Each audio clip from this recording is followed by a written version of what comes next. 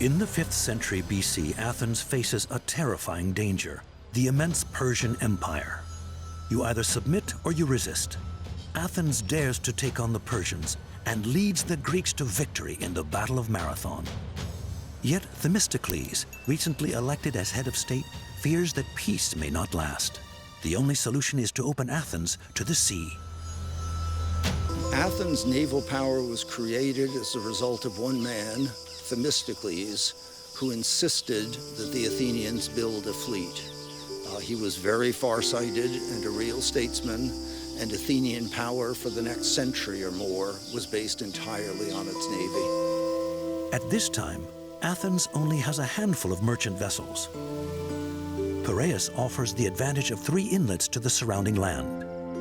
Themistocles will both develop and strengthen the site.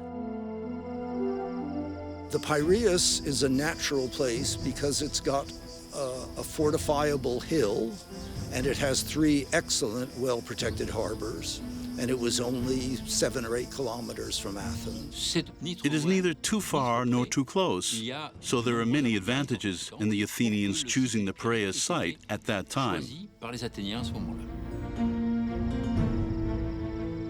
No Greek knew whether or not the Persians would come back, and the Athenians were lucky because they found a great deal of silver in 484 BC, and Themistocles persuaded them not just to spend it, but to use it investing in 200 ships.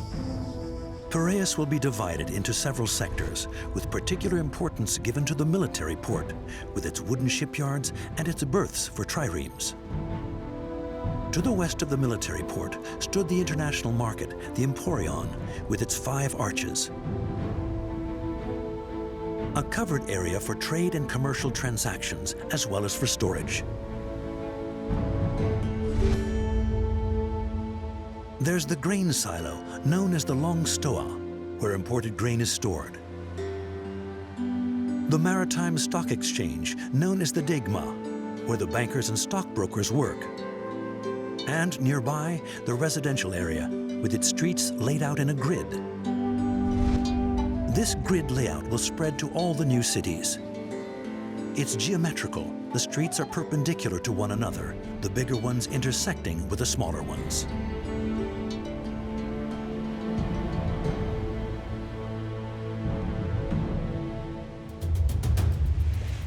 A land battle against the Persians would be doomed to failure since they have up to 1 million men at their command.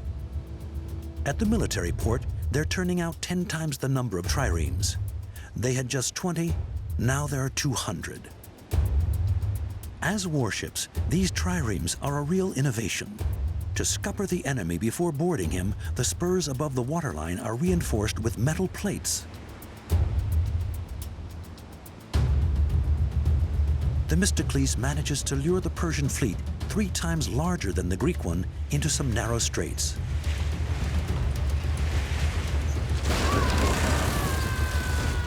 It's a splendid victory. At Salamis, the Greeks led the Persians into a deadly trap, and the whole of Athens rejoices. When the Athenians beat the Persians at the sea battle of Salamis, it made them the leading city of ancient Greece. Now the Athenians rule the waves, but their city has suffered greatly. Of course, in 480 to 479 BC, when the Persians leave the Athens region, Athens is totally devastated. Athens is set on fire. The Acropolis is destroyed, completely razed. It's a disaster. The most urgent thing is to protect access to the sea. The corridor that links Athens to Piraeus will be enclosed by 2 walls, the Long Walls. They will enclose the 2 urban centers, both Athens and Piraeus. Thus, when facing danger, the inner city will have a protected outer harbor and can never be threatened with starvation. It was a kind of big corridor that connected the 2 cities. So it was a complex fortified site with 2 heads, one on the plain and one on the sea. At the time of Pericles, these long walls, 7 meters high, enclosed a narrow corridor 183 meters wide. This was because such a small space could be defended by just a few men and was easily accessed from both sides.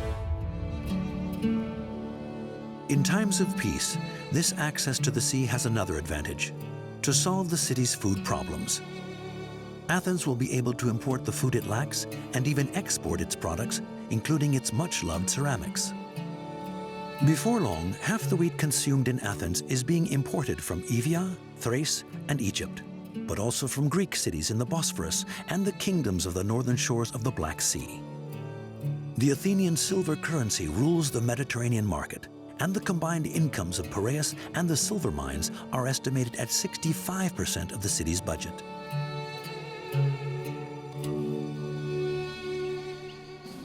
Athens is now encircled by its wall and its 9 gates.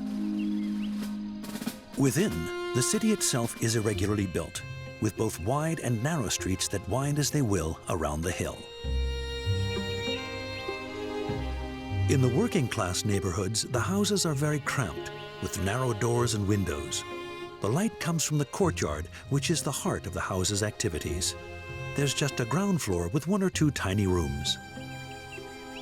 The walls are made of wood, raw brick, and pebbles, bound by a mortar made of rough earth. Mostly the walls were made of sun-dried mud brick, set on a stone foundation, because you have to have it above the water, above damp. But the walls themselves were very easy to make and very quick and very cheap, because it was just mud. As long as you plastered it and kept a roof on it, it would last forever. People just throw their sewage into the street, and since the streets aren't paved, when it rains, things get pretty sticky. The Greeks did not pave their roads as much as the Romans did. Mostly it's just packed gravel. It's just pebbles and earth packed down, and the roads build up very quickly over the centuries. In Piraeus, there's no hill to get in the way. Down there on the plain, everything is neatly mapped out. Athens is to undergo spectacular development in the 5th century BC. Athens is a whole agglomeration of 140 villages or small towns around Athens in Attica. They are all important and all contribute to the Athenian force.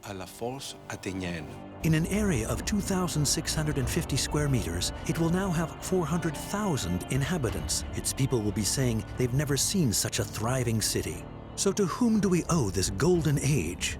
To Pericles, one of Themistocles' successors as ruler of Athens, who has big plans for the city.